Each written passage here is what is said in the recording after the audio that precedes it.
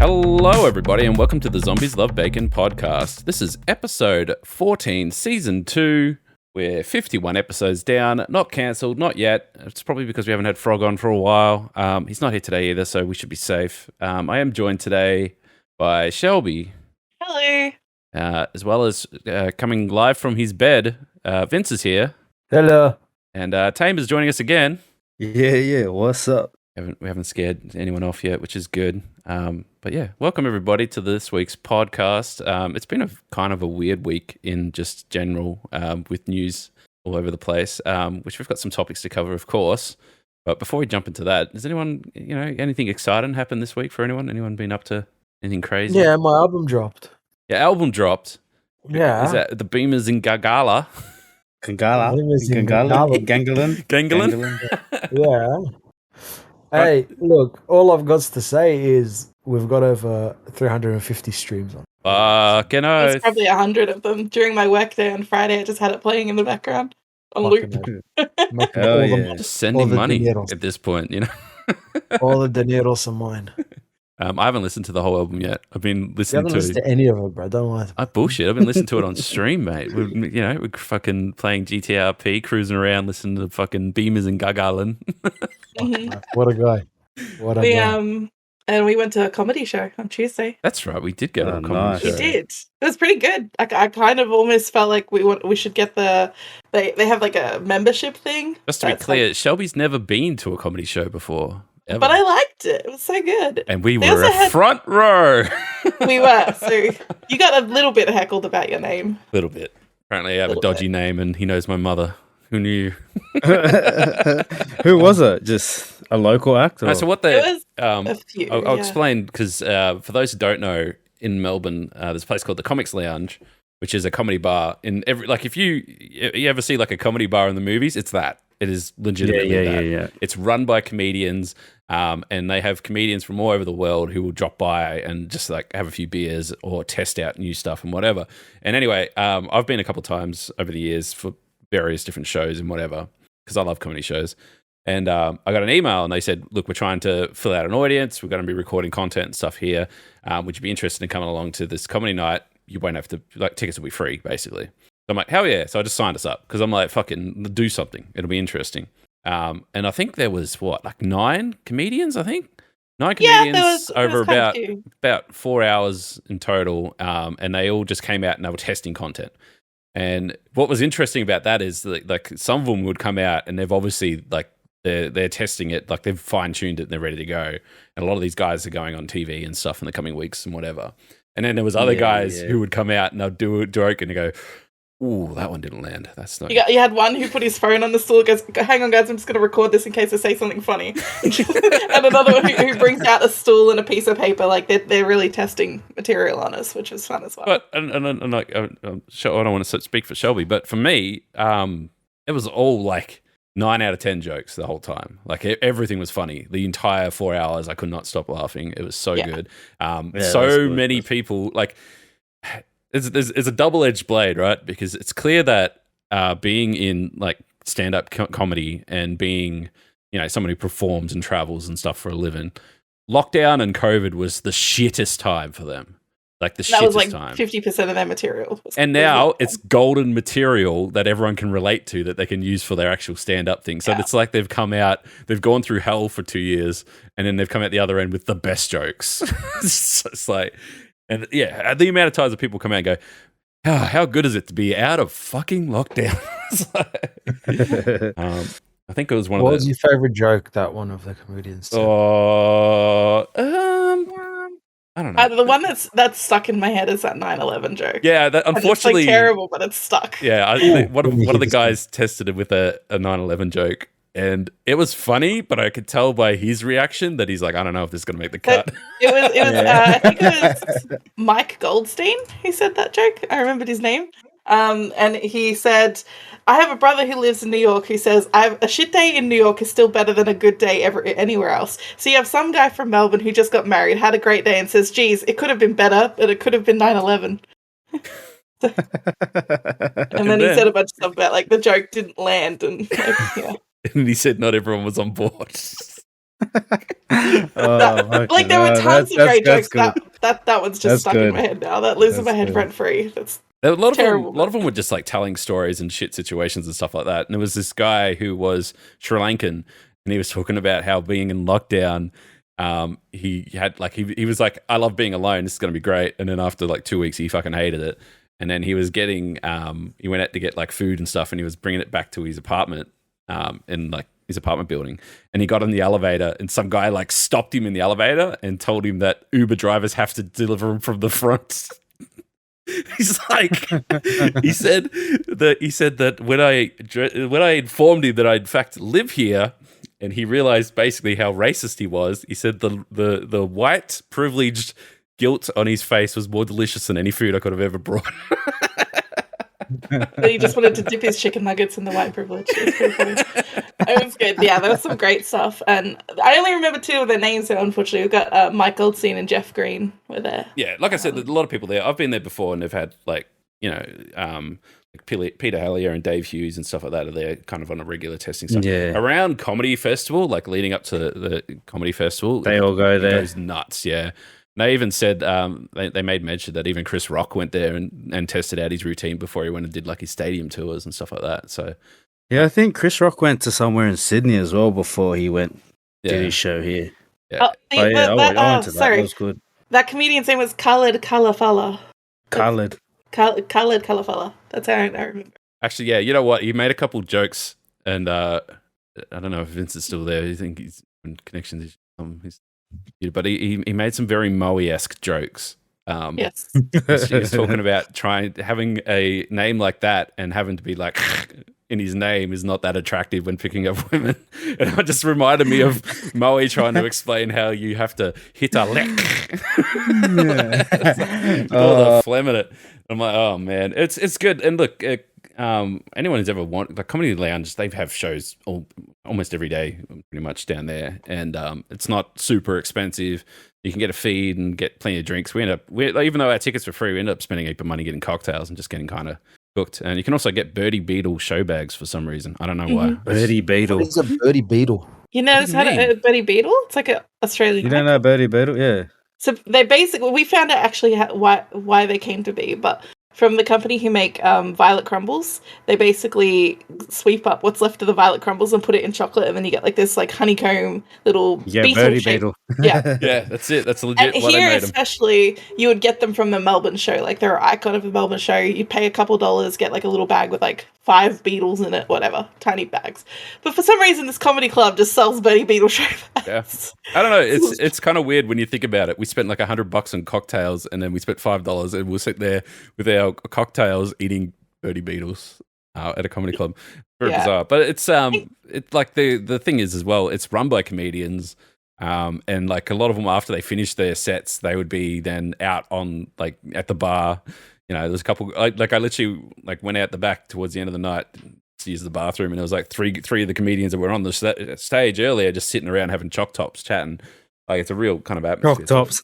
Yeah, it's fun. It's sick. It was good. And they do like because Shelby's like, oh no, I haven't heard of this place before. I don't know anything about this. And I'm like, it's because they run their own hustle. Like they don't advertise. Unless you're into comedy and stuff, that's the only way you really know about it. You rock up there, and like the first thing they do is like, hey, yo, welcome to the club. Do you want this special? If you buy this, you'll get these things free. If you buy these things, you'll get those things free. And if you want to sign up for a membership, you'll get this. But if you want to sign up to a gold membership, you'll get this. And then when they get up on the stage, they're like, yo, check out our socials, sign up to our membership. Like they do their own hustle. It's not like, they hustle hard. Yeah.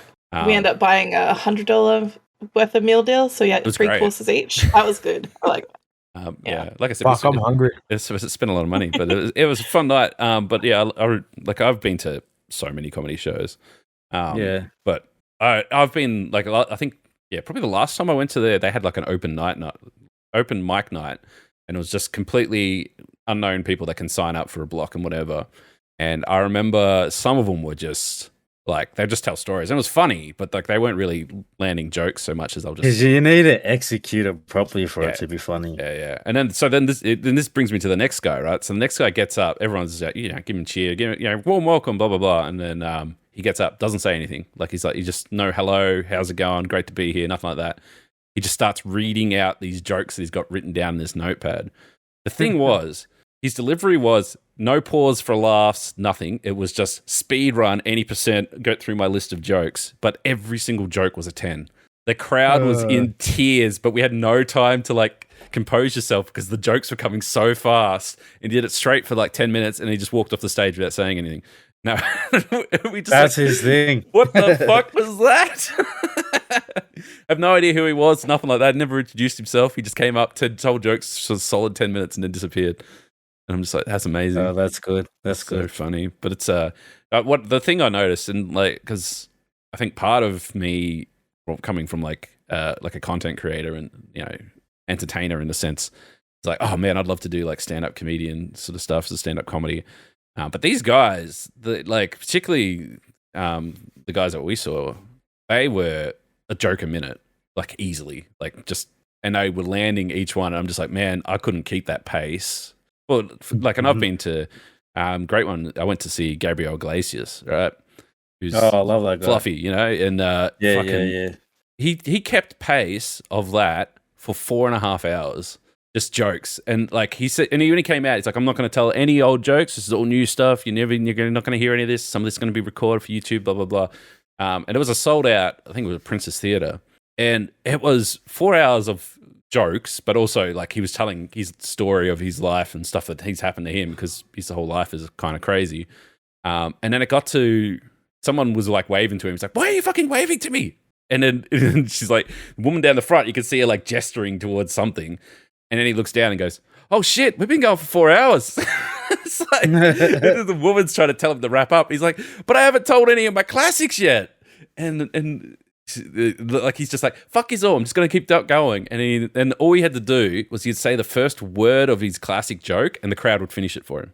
So it was like it's like going to see, you know, a band that all their songs have fucking been out for 20 years. All his jokes are so well known. He literally just say the first word, crowd would finish the joke for him.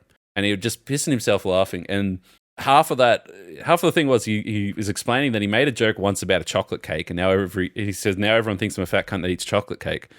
And then he goes, unrelated, you bastards brought 38 chocolate cakes to this fucking thing. And he said that literally people would come up and just put chocolate cakes on the stage while he's telling jokes.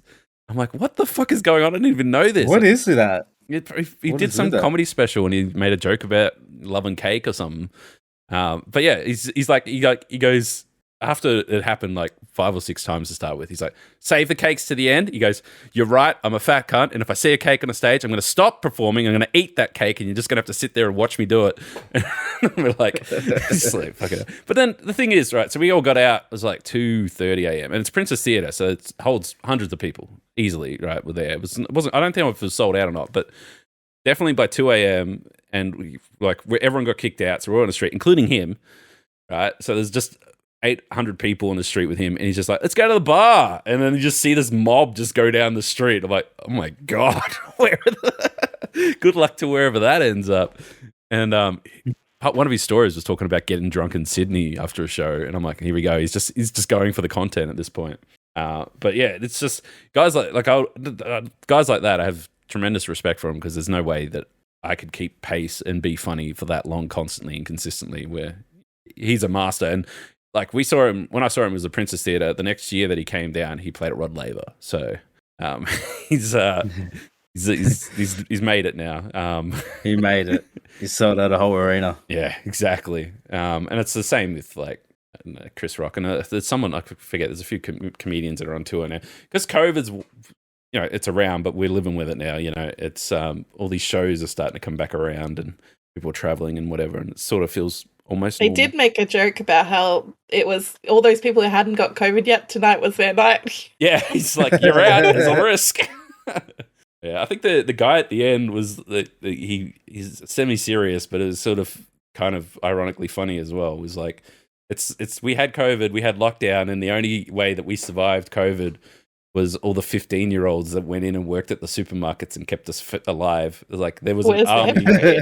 Kept those shelves stocked. Yeah, and then he's like, when do we have their Remembrance Day for the men that fought on the front lines of COVID, the 15-year-old Coles workers? I mean, it's true. It's like I've got friends who worked throughout COVID. Like every single day they went to work still, and for them it was the same, but just less people out there. And like I worked the whole time. The roads were like empty. Yeah, there was just no one around. It was weird. Like I think I had to go in the office like half a dozen times in total, and it was usually during the light break kind of thing between like when they're like, oh, we're gonna start easing restrictions, and then they go put us straight back in 2 weeks later because we fucked it up. And then like I'd go into the office and there's just nothing there, and I'm like, hey, yeah. There was entire times like our store. We weren't allowed to be open, but because we're technically building industry, we were allowed to be open, but we're not allowed to have customers. So we literally would open the store, but not let anyone in. So then they would have to go out, park in the car park, ring the store, and then would bring it out, put it in their car, and they'd leave, and that was it. But instead of serving the 300 to 400 people a day, we're serving 10 to 20. I was working in retail at the start of COVID, a couple days a week, and then like that quickly obviously closed down, couldn't keep that open. And then I stopped working for like probably at least 9 months or so. And then I started working in tech, did my first day in the office of training, my first 2 days. Then at the end of the second day, we're like, we're not coming in tomorrow, are we? And I haven't been back since. But like I still have a job. So. Yeah, you haven't been outside since, not once. I've been outside. We've had a conversation. We went to the Comics Lounge. Yeah, and we didn't get COVID. That was good. Shockingly. Yeah, it's look. I say that because a lot of people are like, yeah, we're COVID's over, or we're at the end of COVID or whatever. I'm at the point now where I know the most people I've ever known with COVID currently. Like I could probably list 20, 30 people that I know that have COVID right now. Yeah. It's definitely not gone. It's definitely a shit experience still for everyone. It's weird now that I've had it that like you could see when other people were getting it. Like a friend of mine was like, oh man, starting to lose my voice and getting a bit of a sore throat. I'm like, COVID. 100% COVID. We can predict it. Yeah. Next day, COVID. I got COVID. It came on really fast overnight. I'm like, yeah, that sounds familiar. That does that. Yeah. They also just put out like a government warning that it's going to get worse again because we're entering like I guess not flu season anymore, COVID season. Well, not only that, they matched it with, they said that like the flu that's going around is like the worst flu that's been around forever. So you don't get COVID, you get a fucked flu as well. So good luck. And if you're in New York, good luck with monkeypox, I guess. Oh, monkeypox. And 9/11. And 9/11. Don't forget about that. I went to Hungry Jack's a couple days ago, and I went through the drive-thru, and now we're renovating it. And I took a photo of what it said on the drive-thru on sec. Fucking the dumbest thing I've ever seen in my life. Okay. It's like, this is fucking stupid, bro. 1 second. Here we go. Where is it at? Hungry Jack's in Christie Centre in Bankstown. Oh, yeah. Our sensor is not working, so please call us when you are here. Apologies for inconvenience caused. Say hi, we will take your order. Smiley face. Then I called him like 10 times, and it just kept ringing.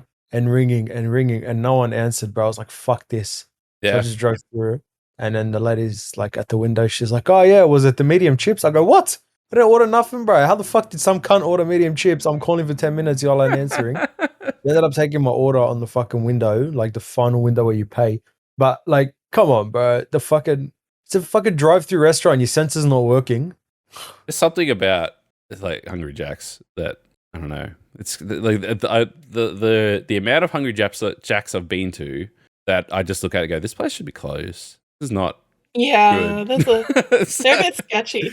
But also, they stopped selling a chicken extra long, so I'm mad now. But like, the thing is, the food is good and I like it. It's just the stores are fucking run down and terrible. They got those 1950s looks. It's not even that though. It's just like they're trying the diner, the old diner. Yeah, they got the old diner, but it's just like grungy. They need someone to spend some money on fixing it. I don't understand. Yeah, they need to fix them up. Or you know what? I wouldn't even be mad if they just switch their whole thing up to just be like a shop front that just supplies Uber Eats and delivery. Well, I don't even think they got like. Remember, we can eat Pizza Hut. Yeah, absolutely. Like, I don't even think they have them anymore. They do in Ballarat in Victoria. Oh, really? One that I know of, yeah, which is Ballarat. There used to be one it used to be where I grew up. There was one, and it used to be just down the road from where I went to school for 11 and 12. And we were allowed to go wherever you want, like when you went in class. Yeah. So we used to go down and have all you could eat but it was all you could eat on time limit because we had to get back to class. So it was like speed run, and I always feel bad because like they'd have everything laid out, and there might be like a dad and 2 kids there having a 1 or 2 slices, and then fucking 6 teenagers would come in and just it's all gone.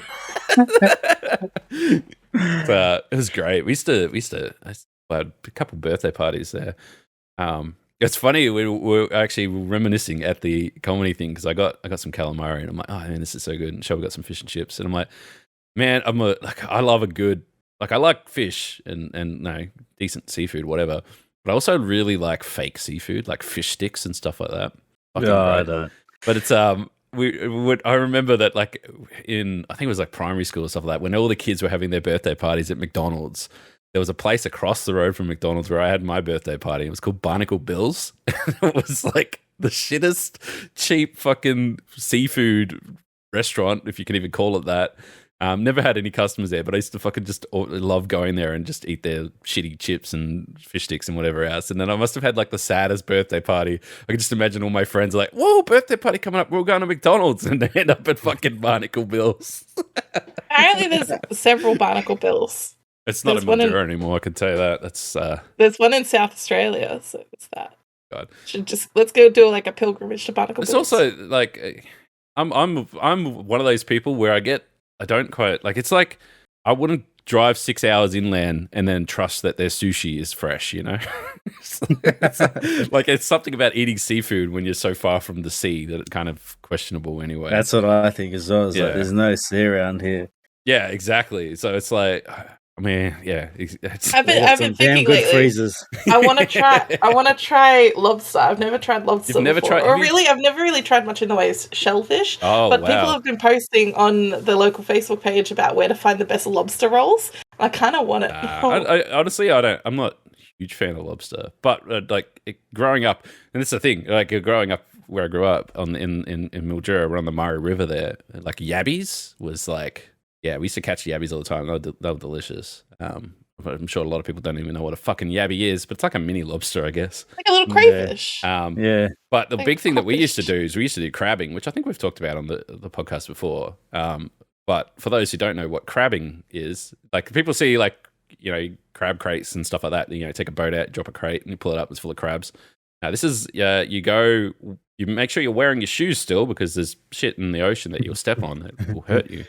And you walk out very shallow ocean for kilometers and you look for little mounds in the sand and then you put a rake on it, pisses off the crab. They grab the rake, you flip them over and you chuck them in a bucket. Away you go. And you get blue swimmer crabs. We used to get hundreds of them and go crabbing all the time. And then we used to stay in this dodgy little caravan park, which was, all this was in South Australia, near Adelaide. Not right near Adelaide, but close enough.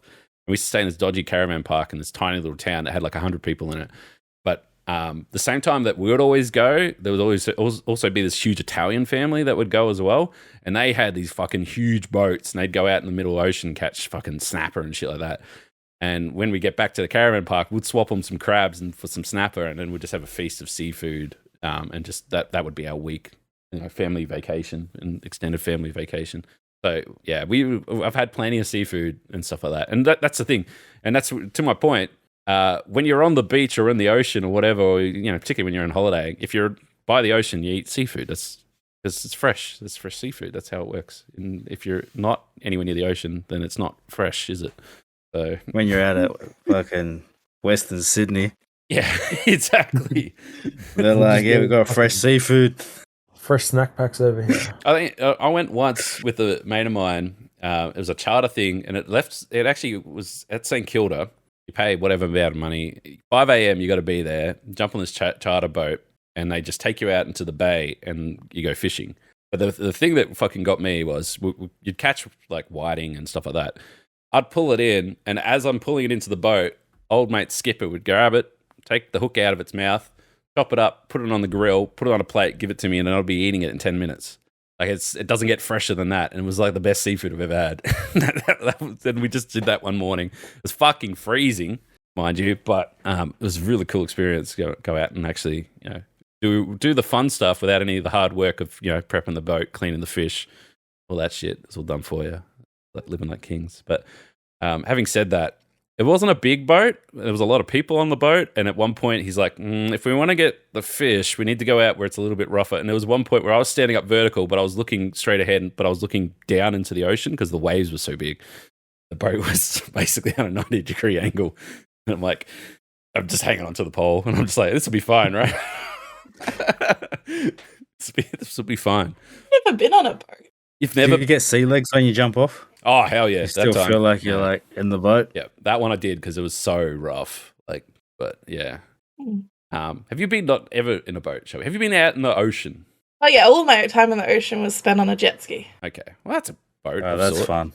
That's not a boat though. I've never been on a boat actually, and I wasn't on the ocean. I was on a lake on a jet ski. You're one of those people. What do you mean, one of those people?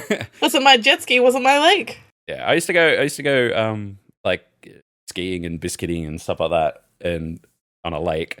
And then the people in jet skis would come and they'd like just be doing 360s and dumb shit on their jet skis, which would just create these huge waves. For then when I go over on the biscuit, I'll just get fucking super air, and then just end up we got wiping out. We got speed cameras on our rivers now. No way. So all Vince's mates fly past on the jet skis and like they're speeding everywhere. So now we've got speed cameras on. Yeah, then I was driving the boat once and I didn't know that there was cameras, and I'm driving the boat and the limit's like 40 and I'm doing like 70 in the boat in the Georges River, and I see all these cameras and I'm like, fuck, this is so sus, bro. Because all I need is a photo of like the boat number and that's it. And that's it, you're fucked, yeah.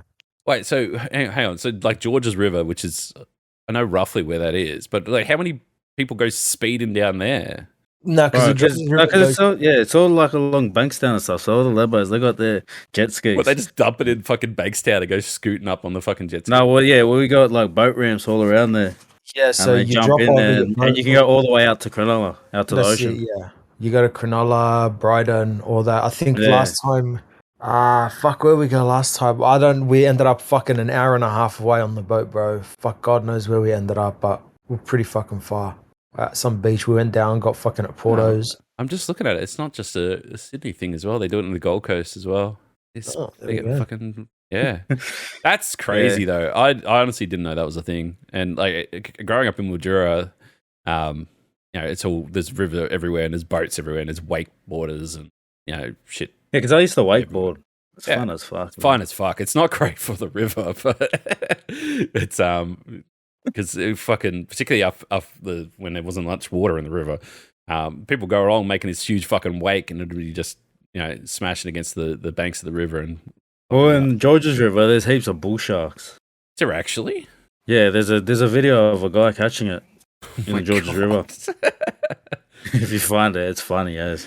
Yeah, have you seen that Simpsons episode where behind the nuclear power plant? The three eyes. That's the shit you get in the Georges River. Yeah, but I mean that's the same with the Yarra River in Melbourne. No one actually catches fish in the Yarra River because it's fucking. Yeah, this guy caught a bull shark, pulled it right up to the shore.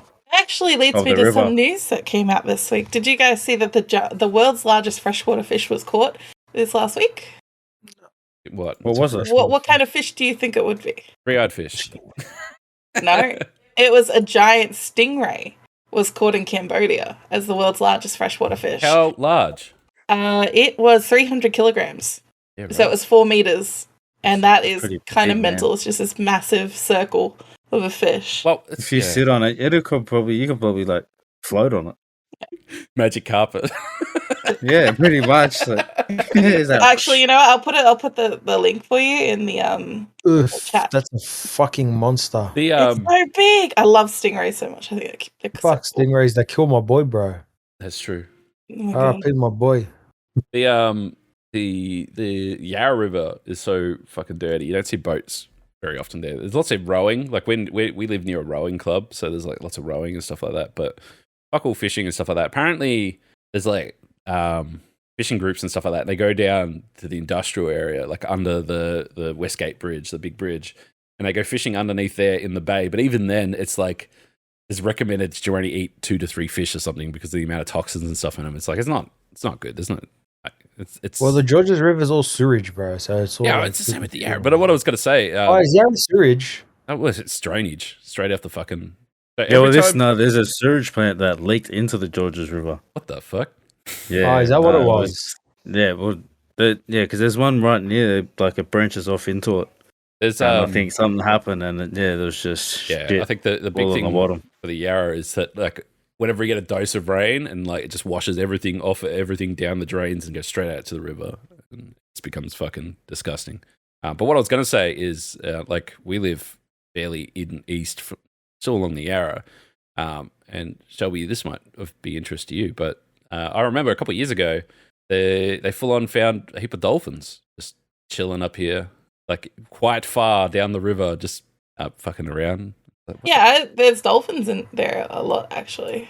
Yeah, but like they've come, especially during COVID, when everyone was like, "Nature is healing, the dolphins are back." Yeah, well, it's funny that you say that because it was actually right at the start of COVID. There was just a heap of fucking dolphins that went up the river, and people went and broke their fucking quarantines to go hang out with the dolphins. Weird. Some guy in my area got fined like $1,000 for sitting in the car with his mate and eating pizza. What do you mean? There was a lot of those though. Did you hear about that? No, what do you mean he got fined? That wasn't the same one that was on the news, was it? Yeah, I'm pretty sure it was. The guy was sitting in his car with his mate. Yeah. It was like after 8 p.m. because we had the curfew. Mm-hmm. When COVID, yeah. And then the cunt got fucked. They both got fined $1,000 each for eating pizza in the car. There was one that they found who fucking traveled 48 kilometers or something like that to go get KFC. And it's like, you are so far away from your everything. You just stop. Stop. It's after curfew. You're nowhere near your suburb that you're meant to be in anymore. Blah, blah, blah. It was just like, people are weird. Definitely no one that I know broke what they call the ring of steel to get out of the city. You literally broke it on the second last day. I said, of steel. Shut up. Speaking of Melbourne, though, I did what I put in the topics there. The list of most livable cities in the world been dropped once again. Last year, I think Adelaide, Perth, Sydney, Melbourne, everyone was in the top 10. It was nuts. Not this year though, just Melbourne, just Melbourne, who came equal 10th for with Osaka, Japan. So to give you, there's some great things here. All right, there's some great things to unpack. All right, so if we go back to 2021, number one in the world was Auckland, New Zealand. And this year, Auckland is 34th. So, Jesus. Auckland's cost of living is insane. Adelaide, it's like as bad as... Adelaide was third. They've dropped well out of the top 10 as well. Wellington was fourth. Also well out of the top 10. Goodbye. Perth was sixth, gone out of the top 10. And then, Melbourne was not eighth, and now it's 10th. Brisbane was 10th last time, blah, blah, blah. So, Australia and New Zealand have been smashed out of the top 10, basically. To the point now where number one this year is Vienna in Austria. Copenhagen, Denmark is number two. Zurich in Switzerland. Calgary in Canada. Vancouver in Canada. Geneva in Switzerland. Frankfurt in Germany. Toronto in Canada.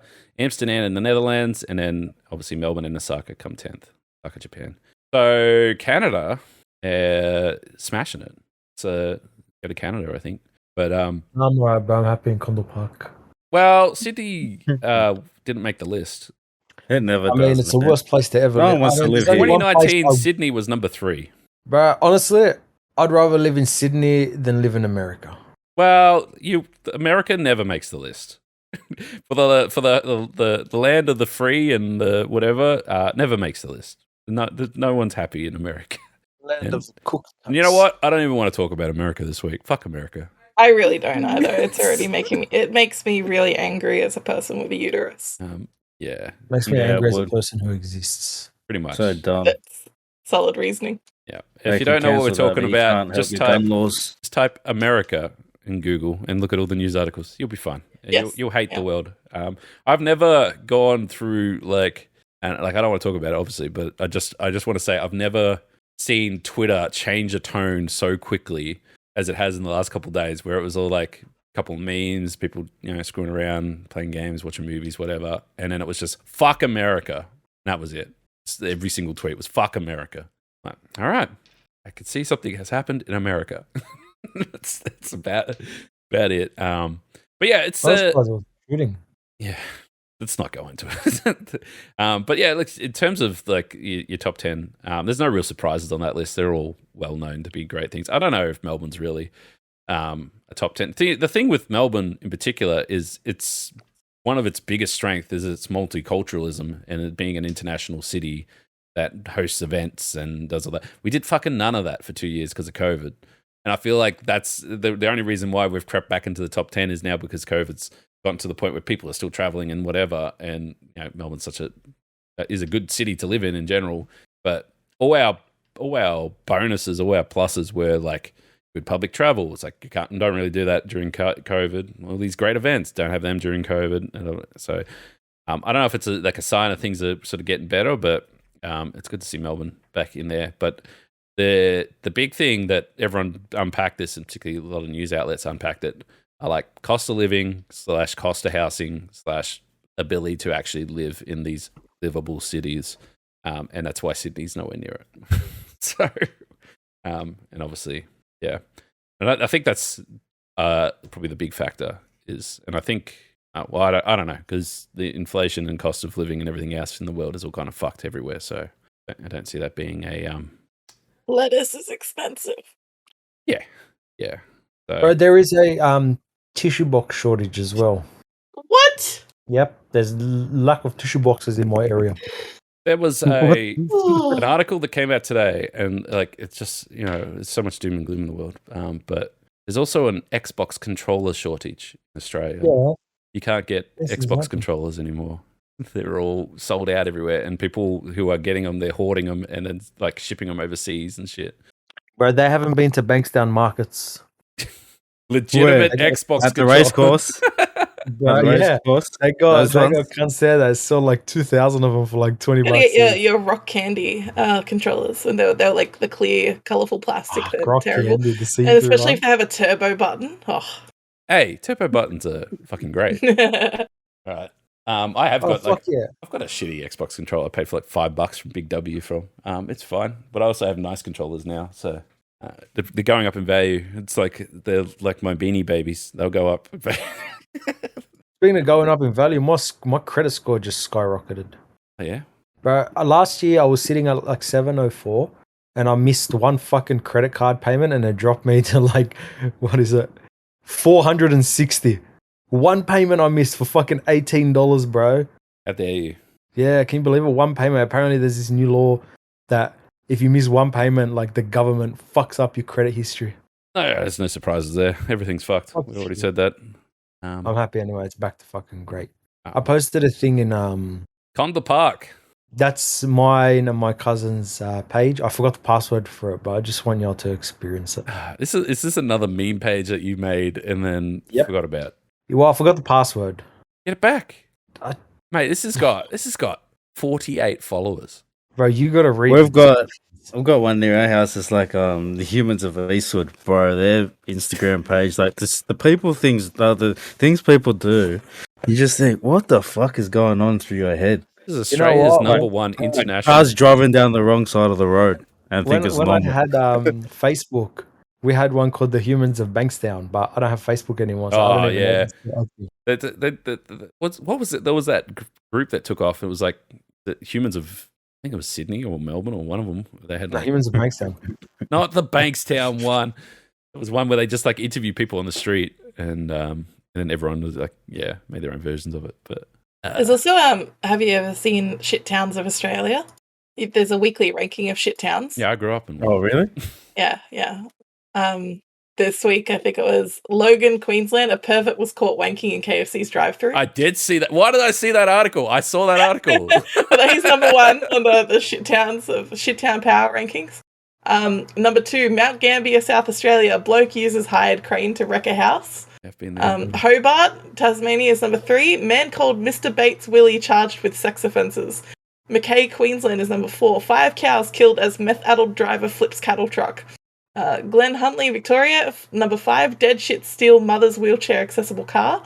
Geraldton, Western Australia is number 6 for pest jailed after using payphones to sexually harass women across Australia for a decade. Whoa. Whoa. It must be they probably found it really easily in the end because like nobody else uses payphones at the moment. Carrum Downs, Victoria. It's the one guy always on the payphone. Yeah. 17-year-olds busted driving motorised esky filled with marijuana and weed paraphernalia. Yo, that's gangster. Can Lee, Victoria, 8. Gronk busted with $2,000 worth of stolen meat and seafood in car. Fuck, what a gronk. Number 9, Oh. Goat Island, Northern Territory. I didn't know there was a place called Goat Island. Yeah. Old man fights off croc with frying pan, which I is saw that video. Oh yeah, I watched that. I watched that today. Port Pirie, South Australia is number 10 and just says still shit. So, Still shit. What is that so on? that is Shit Towns of Australia. It's a Facebook page and they do it every week. Shit Towns of Australia. They also have merch. You know, when I brought up the topic of most livable cities, I didn't think we'd get to shit towns of Australia. You know. It's the opposite. Oh, that's good. Last week's is wild. The first one just says Branksholm, Tasmania. Sicko allegedly fucks a pet goat in public toilets. So Yeah. What the fuck? I'm hearing a lot of news that I had missed, I guess. But That's good thing he doesn't live in Goat Island, Northern Territory. Melbourne was number 6 last week. It said Melbourne, Victoria. Old man allegedly tries to bring 24 kilograms of meth into Australia in shoeboxes in his luggage. What a guy. What was it? There was a guy that was it The the jukebox one. the cocaine was Oh yeah, the jukebox yeah, full of it's cocaine. cocaine. Fucking hell! What a fucking guy, bro. what a fucking He'd be guy. spewing, bro. But it's a good Facebook page, I think, to go on. Yeah, right. You know, it's only if you get caught that you fucked, bro. If you don't get caught, you're sweet. Yeah, these guys got What caught. do you mean? He was just bringing in a jukebox. He didn't know what was in it. You know what, bro? I have one more related to cocaine.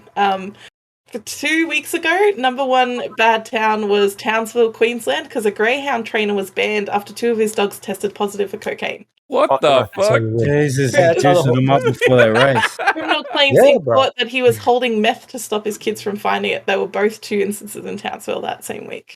So, You know, the people that are running that Facebook page just have to look up fucked up shit each week, right? Yeah. Yeah, they're fucking the FBI's on their search history hard. Maybe they are the FBI. Ooh.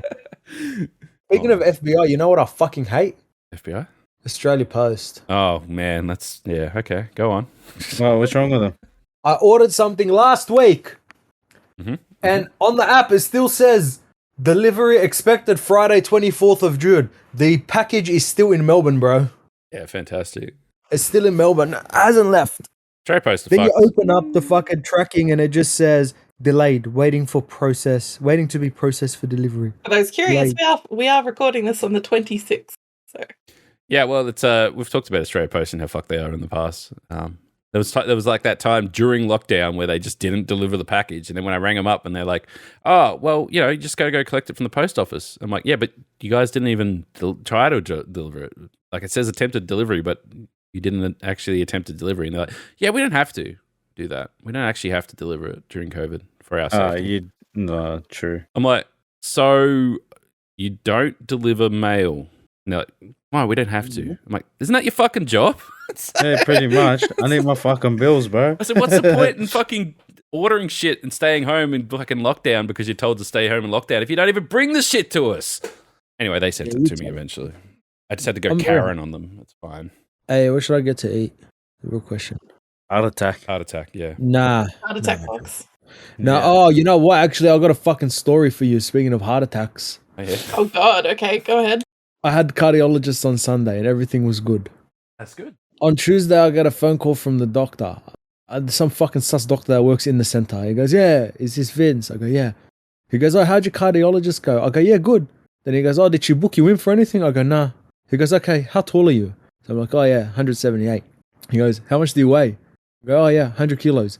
And he goes, "Oh, my goodness, you need to lose 20 kilos. I book you with dietitian now." I'm like, "No, hold on a second, bro." He's fucking sitting there. He books me a fucking referral. He goes, "You come pick it up now, urgent." I go, "Bro, I'm at work." And he goes, "Okay, you come pick it up after work, urgent." I'm like, no, don't call me. I'm not picking up this dietitian plan. I'm happy, like how I am.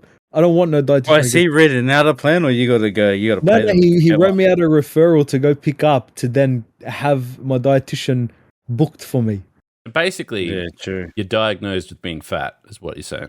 I'm 80, bro. I'd rather be fucking 100 kilos. But The guy that's what the wants me doctor's saying, though, right? He's just like, "Whoa, Bro. dude, you fucking, you need to go on The a guy diet." wants me to be 80 kilos. Like my fucking 14-year-old cousin is 80 kilos, bro, and he's fucking skinny as shit. I'm not gonna be 80 kilos. That's weird. Fuck that. Maybe he's You're got quite tall, like maybe he's got a cousin who's a dietitian and needs some work. So he just started calling people. Oh, hey, yeah, I, help away. legit, How much do I you reckon weigh? he needed. I reckon he needed to get his numbers up for the day. Yeah, To probably. get, like his referrals. done. Definitely. It's Cold, like, he's oh, cold calling and telling people to go on a diet. His dietitian. The dietitian's his cousin. yeah, Yeah, They all got 100%. to get paid. fucking ops, bro. I ain't going no fucking dietitian, bro. I don't need one.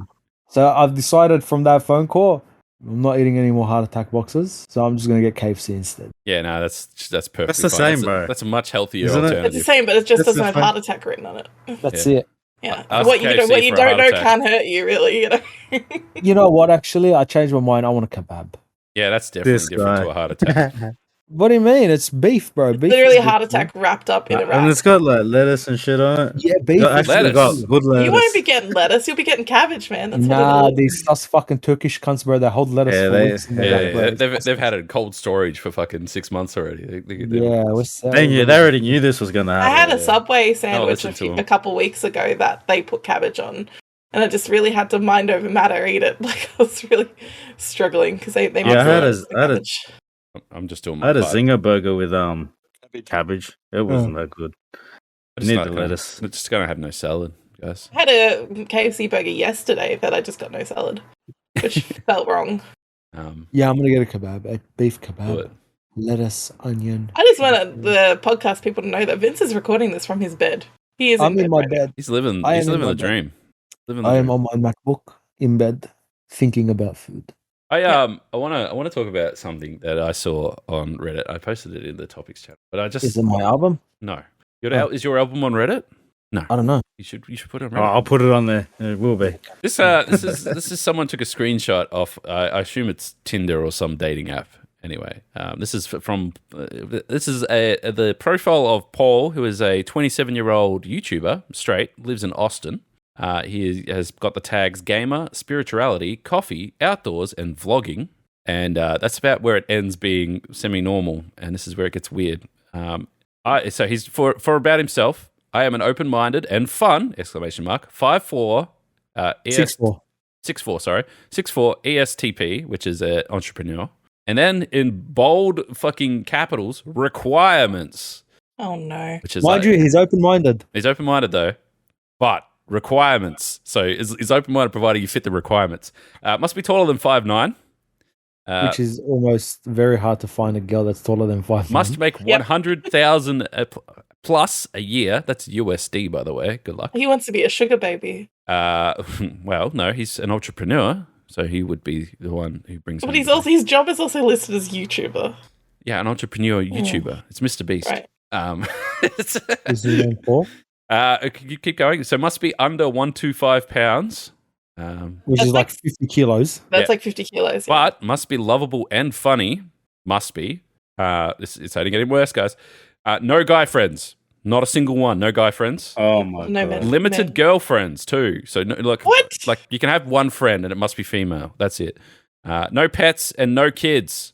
All right. No pets, no kids. One girlfriend. That's it. And also less than 5 previous partners. You can't. Do they mean like relationships or sexual partners? Partners, I period. don't know. However times if you've been partnered in fucking Call of Duty, that counts. All right. It's not no partners. Must be moderate in politics. What? Who the fuck is this guy? Must be available at least 6 days a week. Not 7, but 6. As long as you're available 6 days a week, it's still gotta work earning one day. 100K a You get- year. You get that Keep one day. going. You get that one day to Yeah. to do. Yeah. And then must be a gamer as well. Must be a gamer. Must be a 9 out of 10 at least. Who the fuck is? And must be under the age of 22. Okay, so here, I want to summarize this up. So you have to be a malnourished string bean who is lonely, loves playing games, but is also a child prodigy such entrepreneur. Who So you only have to can make- work one day a week because they're available 6 others. Yeah, Yeah, he's looking for an OnlyFans chick. literally. Pretty much. But yeah, like not pretty because much. like less than 5 previous partners. Yeah, Yeah, but it's yeah. solos. Solos. JOIs, Yeah. as they're Yeah, called. solos. So he's got limits on even OnlyFans chicks. Yeah. Yep. What a piece of shit human, right? Hard. What the fuck? Eddie Also, Paul. Hashtag fuck Paul. he's a YouTuber, a gamer, and he's listed outdoors as well. This guy doesn't get outdoors. What do you mean? He's never seen grass in his life, bro. The only grass he's seen is in fucking Ark Evolved. Oh man. Oh man. I don't even know where to start with this thing. It's like, But if I see that guy in real before. life, I'd drop him. you won't Do you doesn't know go outside. about He's getting backhand. do you know about the single guy from Adelaide who has like an ad campaign that's been going on for years to find a girlfriend? Yeah. I like that guy. It's weird, and he's still looking, and it's been many years now. His website is singleguyfromadelaide.com. Oh yeah. He is a successful internet entrepreneur, investor, and board game designer. Yep. And he basically has like the same sort of thing in sense of like a lot of requirements, what he's looking for, who is he, what do they want to do together, and he's been at this for at least 6 years, I believe. I've seen, and like he has had billboards, internet ads, everything, and he just has a guest book like and a email function on his website, and that's it. That's how you get in touch with him. But no one gets in touch with him because he's still single, right? Yes. Yeah. 41-year-old single man from Adelaide. Yep. It's kind of wild to look into how long this has been going on and just kind of the lengths he's going to. How? What? I'm 41 and never had sex. Yeah. 40-year-old virgin. How? 41-year-old virgin. Okay, so obviously his standards are too high, right? Yes. You've got too many requirements. Because I know some pretty just despicable human beings who still find love and go on to have happy whatever themselves lives. So if all you have to do is be human, and you'd find someone without making a website. Yeah. I think his requirements were like it has to be a woman who's never dated anybody else before, but also like age appropriate for him at 41. Kind of looks like a dickhead. Yeah, I get like this weird vibe from him. Yeah, Definitely. like he's got some weird fucking kinks. Yeah. Sure, maybe his Yeah. kink is getting rejected. That's why he just does it. Humiliation kink just makes it real public. I don't know, but yeah, it's just kind of interesting. I think to look at his website. Yeah, He's got his own website. When I was younger, I spent all my time on business. Explained. I don't really have time for a partner, so I didn't really look. over the years while searching, he claims he's met some really nice women, but so far none of them have been the right person. Anyone who thinks they're the perfect match can email him and then arrange a Skype session. First of all, who uses Skype anymore? Second of all, if he had half a personality, he would make this content because he just date people and record it all, the whole thing. Yeah, he doesn't have like much in the way of social media, just this weird personal website. Oh my god, that's just weird. But also, like, there's fair income news articles about this guy everywhere. How is he not found even like a crazy person? Because his standards are too high. Doesn't he have money? Yeah, right. A little bit. A lot of it goes on his ad campaigns. Yeah, fuck it off. I just looking at the comments on the other Tinder profile I read out. You're joking. The fucking if you write on his guest book, it says this comment is not published until approved. Ah. He only approves the positive ones. Did you ask him to listen to Beamers and Gunga? No, I wrote, Salem, my brother, may Allah guide a woman to your doorstep. Oh, that's actually kind of sweet. Oh, you're cute, bro. Yeah. Thank you. I just saw the comments on this Reddit post on this Tinder thing. It's like, must be 5'9" and under 125 pounds. That makes a prisoner on a hunger strike. Yes. Fucking hell. Oh, man. A 56 kilo, fucking 170 centimeter person. This entire That's Reddit fucking post Slender Man. is the same as us, right? Like, they just can't quite figure out what the fuck is going on in general. I have beefed. So anyway, it's crazy. It's yeah, I don't know. I am glad that I'm one of the lucky people that have never had to deal with any sort of dating app profile. I've dealt with dating apps many times. And then I end up finding you on a fucking GTA server. What the fuck? But What a difference. How's You know what? that, You're eh? welcome. You're welcome, guys. Yeah, it's all Vince. my experience with dating apps, usually a lot of weird people. Also, understanding that most men just swipe yes on everybody. So if you do match with somebody and then you message them, they're not really probably going to reply back. Yeah, because they just keep swiping. Doesn't Yeah, they go for Just- quantity over quality. I've Really. definitely seen on TikTok the people that like put a sausage on a drill and then they just make it sit there with the They trigger make on. it spin, And it just yeah. spins and goes, yes. Oh yes, yeah, yes, yes, I've yes, seen. yes. There's another one that's like it's Yeah. like this little swirly thing, but it just like strokes the camera every 1 second. Yeah. I've they been put on. a I've phone. only been on I've only gone out with 2 people from dating apps. One I ended up in a relationship with, and the other one was really uncomfortable. Really awkward date. So the rest of them have been people that I've just been texting and things like that, and I just then fall out of touch with. Actually, no, 3 people. 3 people, definitely. Look out, if you have any more than 5, we're going to have a problem, you know? Actually, like if I add up people I've met through other means, 5? so we're over 5. Wow. Yeah, Well, at least you make 100K a year.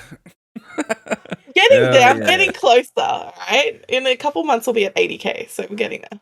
Interesting. I'm not going to mention who.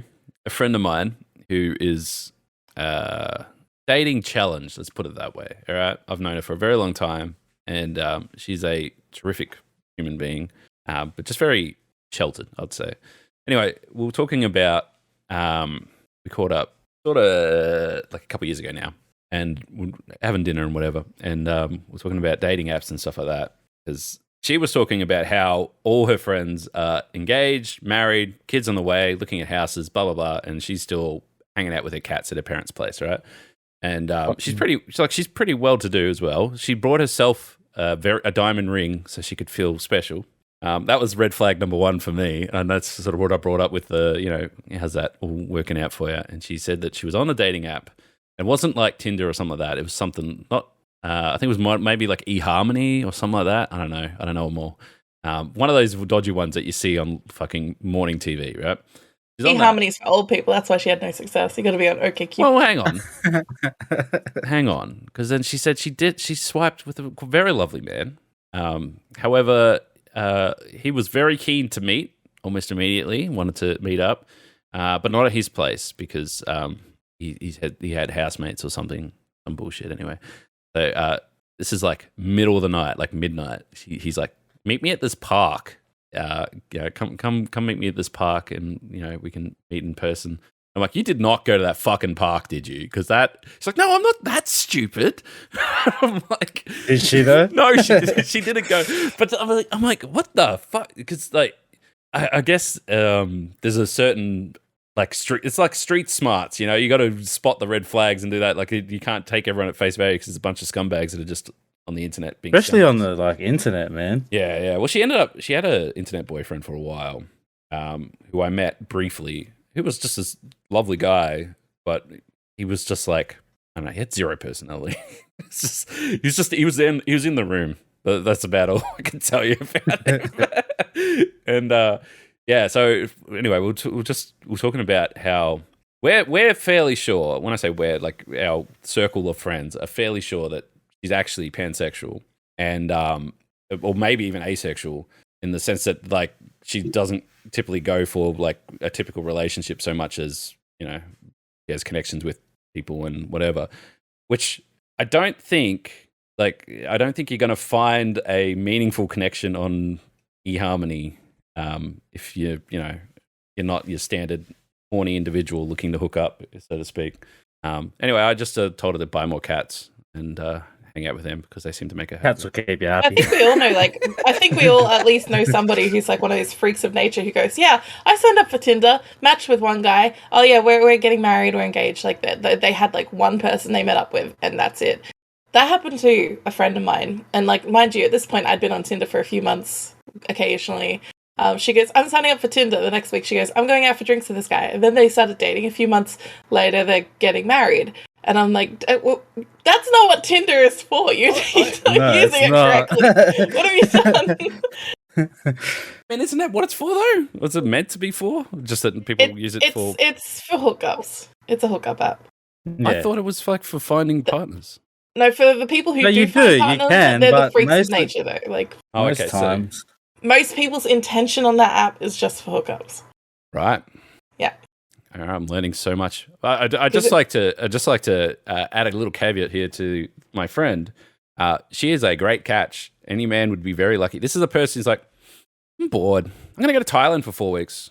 and then she'll just go because she's fucking loaded. She got money? Oh yeah, Fucking oath, give her my number. goes and lives like a fucking queen in like Thailand for like 3 months a year just because she's bored. Fucking oath. Give her my number, tell her I'm a rapper. She went and brought, I think it was like a $9,000 diamond ring for herself, just because she'd feel like she could match in with all the other girlfriends who are getting rings from their partners.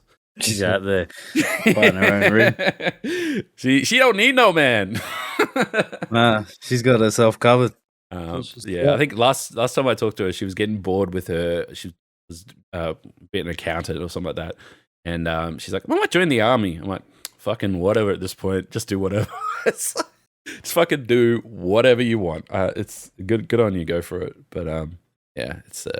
I'm glad I don't have to deal with any of that stuff. I found Shelby on a game. Yeah.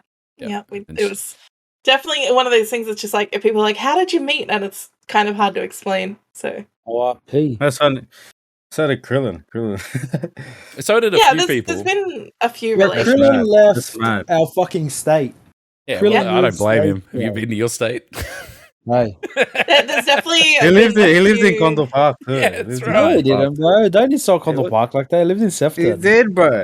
It's the same. close He enough. lived, no, it's not, bro. There's It's a few minutes. definitely a few relationships that have popped up from GTA RP, and there have been people who have had relationships and now split up from that as well.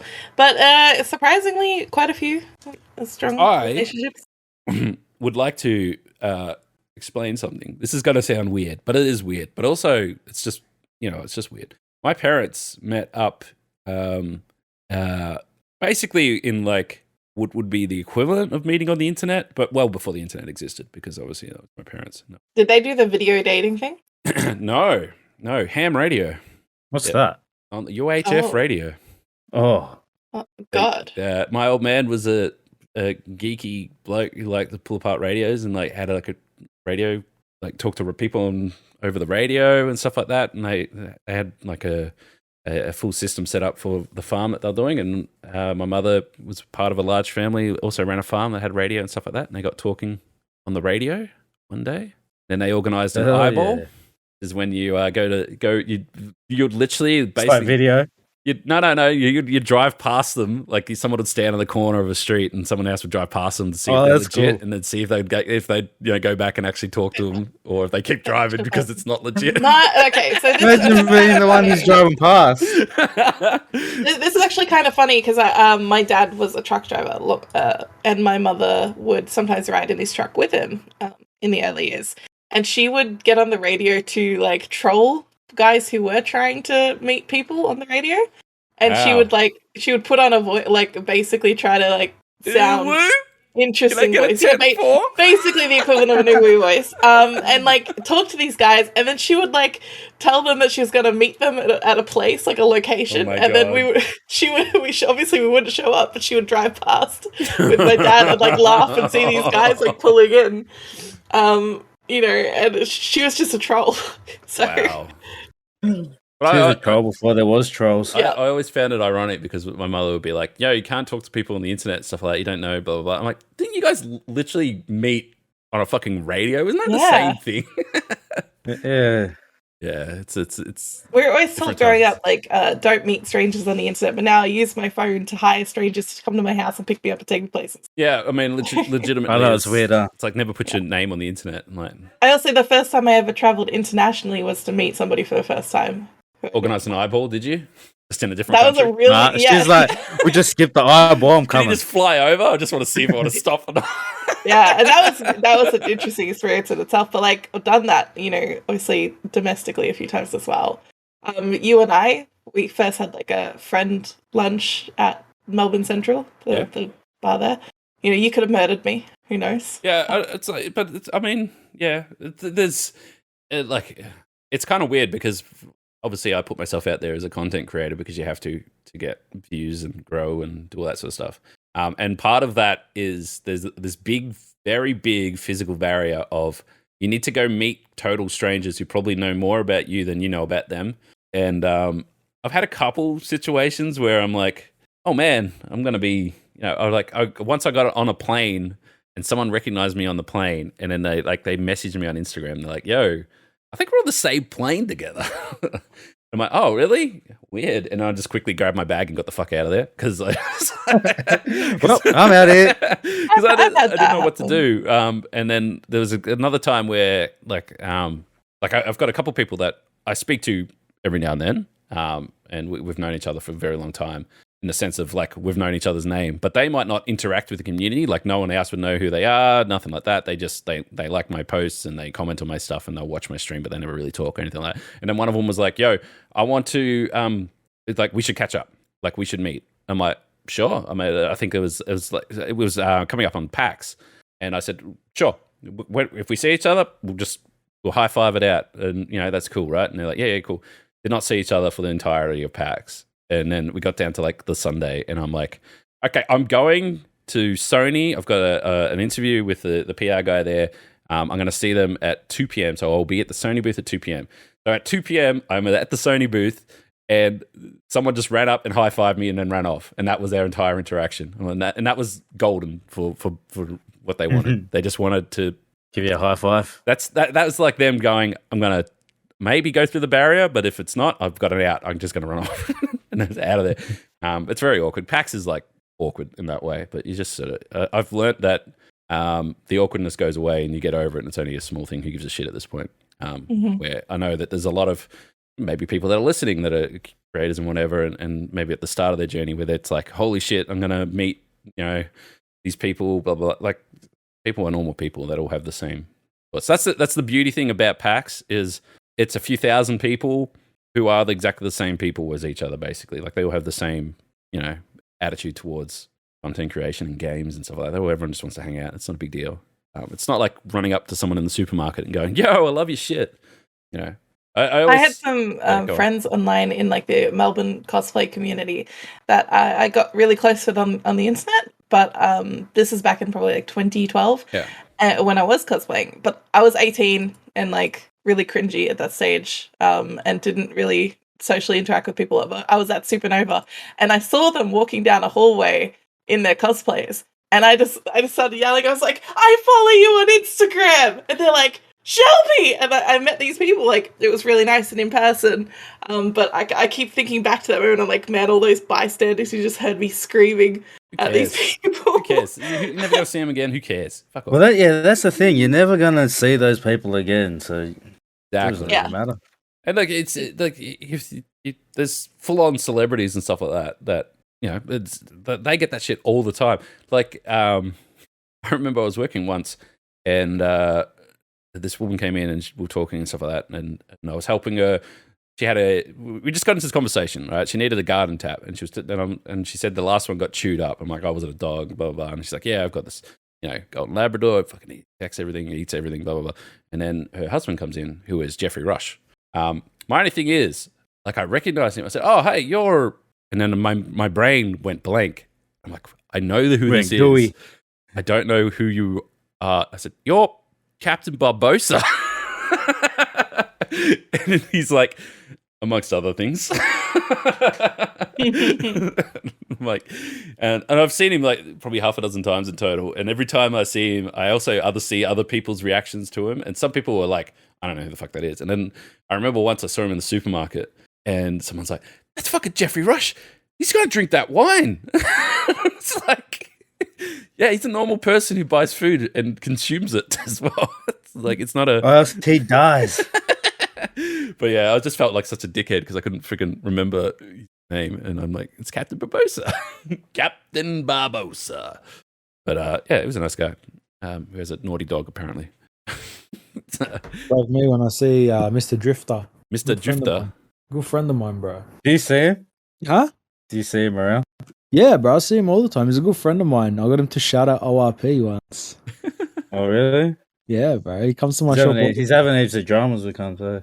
Yeah, he was off socials for a while, bro. He had these fucking court cases coming up. He was telling me about them. These two girls fucking made up all this bullshit. He was telling me about shit on TikTok. So they banned him off TikTok. Like the government, the law was like, yeah, you're not allowed on TikTok, this and that. The thing is, I know who you're talking about, but like so many people would have no fucking idea what you're talking about. Bro, what do you mean? Everyone knows. Everyone would know, Mr. Drift. What happened? What happened, Mr. Drifter? Yeah. Everyone knows. I fucking lost it. But it's like, Fuck, whatever. and like, I think we need to touch on this topic anyway. But it's the same with the PR guy, right? And the shenanigans that's been going on with the PR guy thing, which we talked about in the podcast previously. How there was a court case. Twitter basically agreed to give out his information so that they could, go and find out who he is and probably sue him for defamation because some greasy whatever bloke. Blah blah blah. We talked about it anyway. So PR guy unmasked himself this week in spectacular fashion, going on the Friendly Geordie show, and putting a watermark across his face so that all the other media that maybe supports what's his name, Avi Yemi. Avi, yeah, it supports him. Can't use his image because it says in a watermark over his face for the entire video, Avi Yemi threw a chopping board at his ex-wife, which is probably something he doesn't want to share. So interesting. Anyway, the whole thing came out right. They were going to sue PR guy because during the COVID lockdowns, which we've talked about a lot today, he was pro Daniel Andrews, and depending on how you feel about the man, either Dictator Dan or Dan the Man or Daddy Dan, whatever you want to say. I was going to say Daddy Dan, yeah. Uncle Dan. Uncle Dan. Dan Murphy. PR guy was like, he was running his own fucking, basically he took whatever the media was saying, which was always anti-Dan because that's the media is controlled by blah, blah, blah, whatever. And you'd go the other direction and be like, yo, Dan, you're doing a great job. Fucking good job, Dan. You can't believe how dumb these people are saying this shit when Dan's doing this shit, blah, blah. So anyway, then Avi came out and said, PR guy is a plant from the Labor government who works for Dan Andrews to just boost himself up, which wouldn't have been a big deal except for the huge amount of following that PR guy ended up on Twitter. Even I was seeing his tweets constantly. That was basically gave him a crazy amount of influence, which he stated in the video at some point there's like millions of views on some of his tweets, millions, which is more than fucking some news outlets. Currently sitting at 98,000 followers on Twitter. So anyway, they sued Twitter to get his details to finally unmask him as Daniel Andrews himself or someone who works for Daniel Andrews, which that went through, that happened. But then he's come out and he's unmasked himself anyway on Friendly Geordies. Turns out he's a nobody. Shock or Pikachu How good face. is that? He's just a guy. He's just a dude. Just a guy who is well informed with political shit, but he's just a guy. And like, he just has an interest in politics and his accounts took off. yeah. And like anyone who's seen the video, he's literally just some white guy. There's nothing. There's nothing to it. There's no. Yeah, he's a father or something, or of this guy, or whatever. He even says that. I'm just a normal bloke. Just a normal bloke. He fucking just got Twitter. Which it kind of gets me, like these politicians who are like up in arms about him, like Avi or whatever. They just never really considered that, like the internet being the internet is like anybody can just get popular or famous. It's not everything is a conspiracy. Friendly Geordies did a full interview with him, and they are trying to talk about how he's been painted as this huge villain and he's got all this control and blah, blah, blah. And halfway, like it's not even halfway, like 1/4 of the way into the interview, they just stop. They just can't hold it back. They just keep laughing.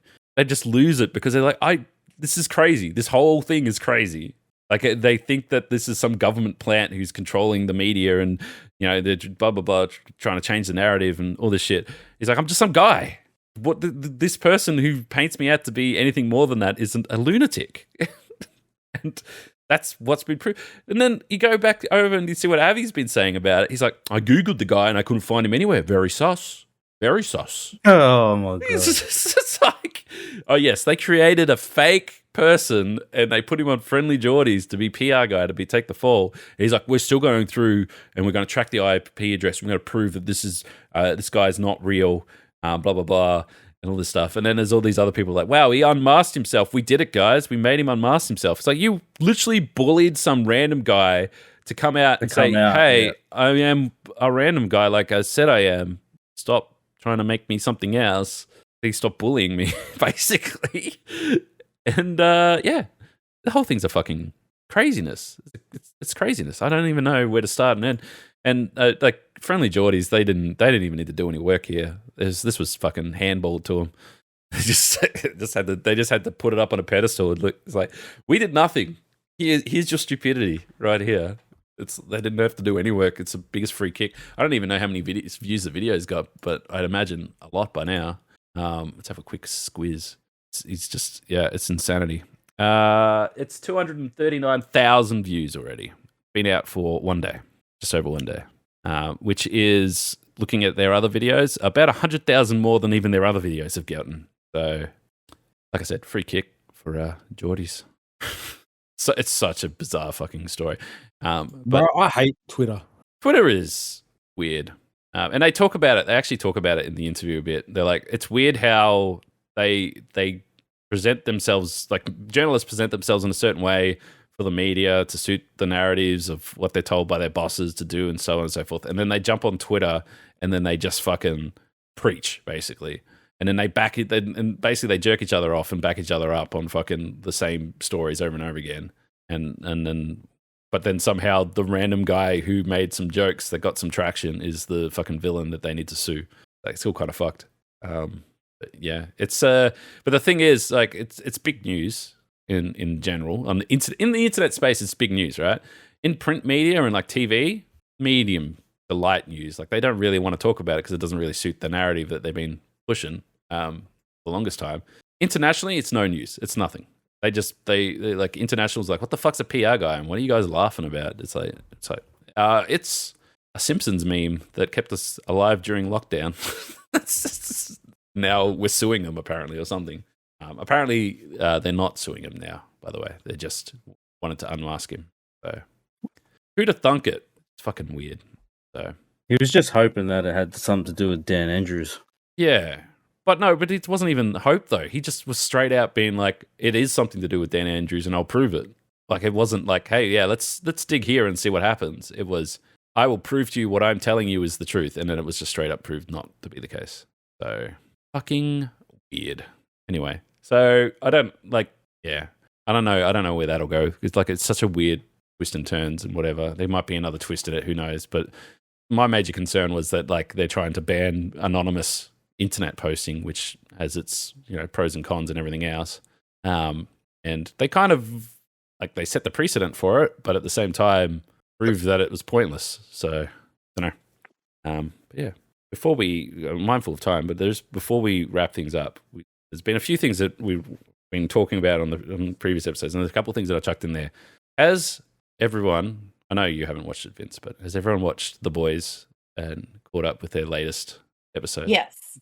I'm very desensitized to things because that didn't really shock me. Hey, have you seen the latest? You see Hero-gasm? Nah, not the one that's. Oh no, I haven't yet. I saw the thing you posted up, but I haven't actually watched it. It was such a bizarre thing where if you broke it down frame by frame, you'd be like, wow, there's a lot of fucked up shit going on here. But as you watch it as during the show, it's like, this is normal. You don't notice. Yeah, this is normal. This is normal for the show. Gotta watch it in slow mo. You're like, what the fuck is that guy in the corner doing? There's a lot going on. There's a lot goes on. I have come to the conclusion that The Boys is probably one of my favorite TV shows of all time now.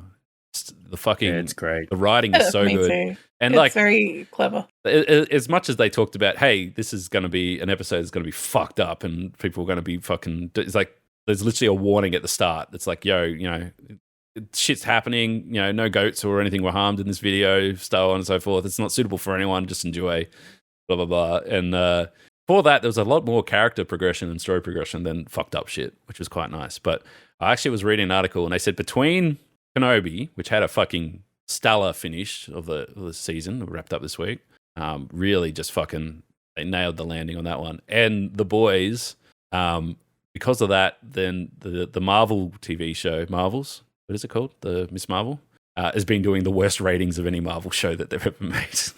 Yeah, I feel like it's getting. It's definitely been. It's been shoved to the side. It's got all the. Well, not only that, but there have been people who are watching it out of protest, not watching it out of protest because it focuses on a young. Listen to that. No, but that is true. It does make an impact. Those sort of things do make an impact, and there will be people who have some like. I'm just saying there is like some unconscious bias. There's more Marvel fans than passive protesters. It's not. Don't listen to the keyboard warriors. Also, that's just another way to make up news and stuff like that.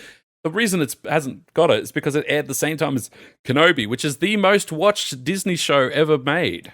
Top, number 1, best show ever made on Disney Plus. Comes out at the same time as their Marvel. Why do they even do that? Why couldn't they just wait a couple of weeks and put out the Marvel show next week? Like that would have made no difference to anything. Don't you think, Shelby?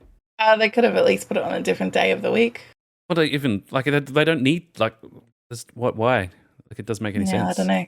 Not only that, they dropped the Kenobi final, the mid-season episode of Marvel's, the Doctor Strange movie, all at the same time on a Wednesday afternoon because why not?